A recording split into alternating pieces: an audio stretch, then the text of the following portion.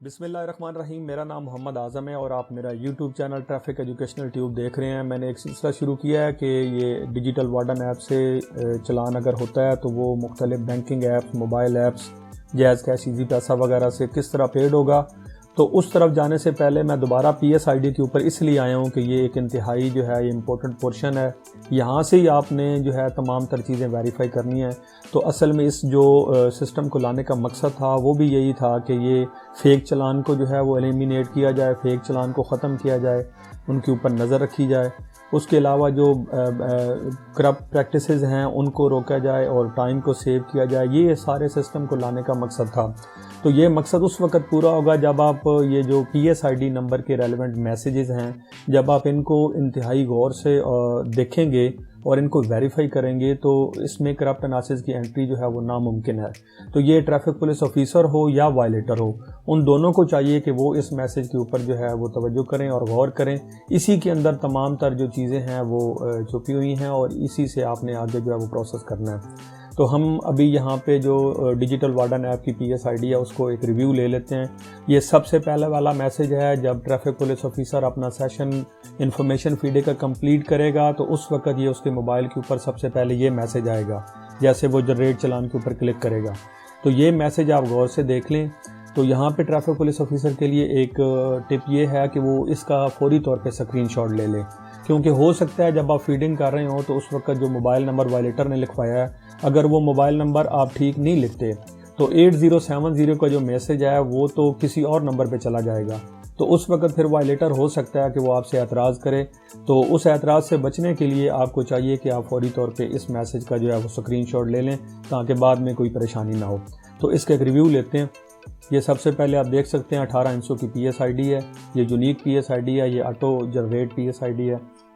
उसके बाद ये डिस्ट्रिक्ट जो है वो डिस्ट्रिक्ट का नाम है, फाइन है। ये चीज़ें आपको बताने का सिर्फ एक ही मकसद है कि जो ओरिजिनल जेन्युइन चलान होगा उसके अंदर जो PSID का मैसेज होगा उसके अंदर कौन कौन से हेड होंगे।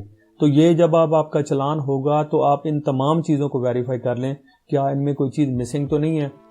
तो ये आगे नेक्स्ट बढ़ते हैं। तो ये वायलेटर का नेम है, मोटरसाइकिल है, किस्म गाड़ी की, उसके बाद अप्लाइड फॉर है, गाड़ी के डॉक्यूमेंट्स लिए हैं, ये गाड़ी इम्पाउंड की है तो यहाँ पे ये गाड़ी बंद की है, ये चलाने का ऑफिसर का नेम है।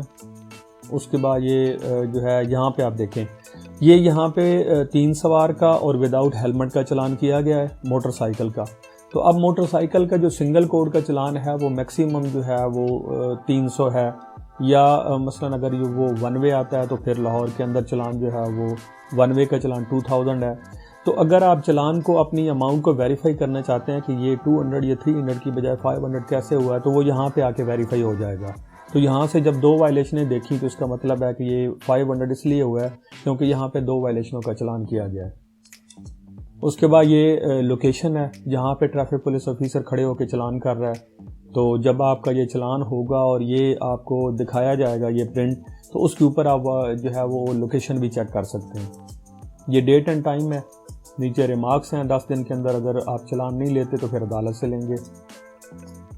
यहाँ पे जब आप ओके करेंगे तो नेक्स्ट आपके सामने ये मैसेज आएगा। यहाँ पे आप देखिए ये मैसेज है, जब पहला मैसेज कंप्लीट होगा तो उसके बाद ओके करने के बाद ये प्रिंट का मैसेज आएगा। तो अगर डिवाइस प्रिंट की डिवाइस लगी हुई है तो इसको आप प्रिंट करेंगे तो यहाँ पे ये एक स्लिप निकल आएगी प्रिंट की। इसके अंदर भी इंफॉर्मेशन देखें बिल्कुल सेम ही है, डिस्ट्रिक्ट है, PSID है, फाइन है, वायलेटर का नेम है, गाड़ी की किस्म है, उसके बाद ये व्हीकल का नंबर है, उसके बाद ये ID कार्ड लिया है इस डॉक्यूमेंट्स का और ट्रैफिक पुलिस ऑफिसर जिसने चलान किया है वो है, टाइप ऑफ वायलेशन है, लोकेशन है, डेट एंड टाइम है और नीचे ये रिमार्क्स दिए हैं ऑफिसर ने कि डेंजरस लोडिंग है।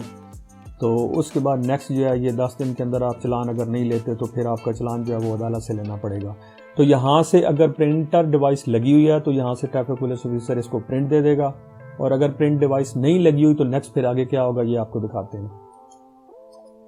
अगर प्रिंटर डिवाइस लगी है या नहीं लगी, दोनों सूरतों में जब ये चलान कंप्लीट होगा तो वायलेटर के मोबाइल के ऊपर 8070 से मैसेज चला जाएगा। ये आप देख सकते हैं। अभी इसको चेक करते हैं, रिव्यू लेते हैं।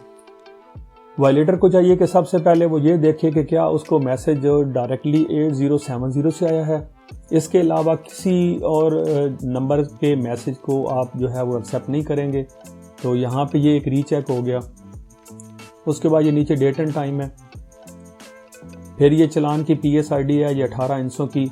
तो ये वायलेटर के मोबाइल के ऊपर मैसेज जाएगा, तो इस PSID के ऊपर 18 इंचों की PSID के ज़रिए जो है वो चलान जमा करवाएंगे।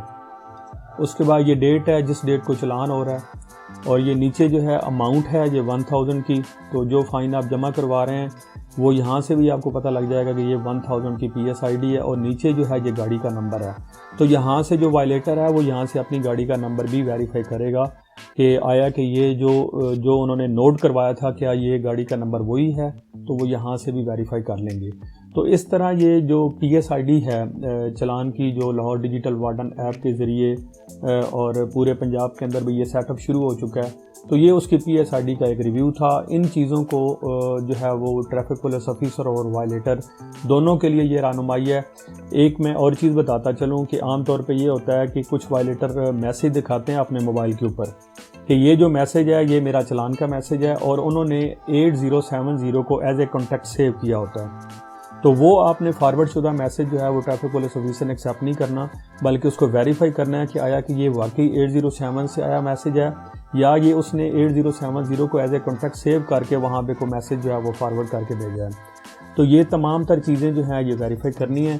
और यहाँ तक वायलेटर का सवाल है, तो वायलेटर को जो है वो हर हाल में 8070 से आया हुआ मैसेज एक्सेप्ट करना है, इसके अलावा कोई मैसेज एक्सेप्ट नहीं करना है।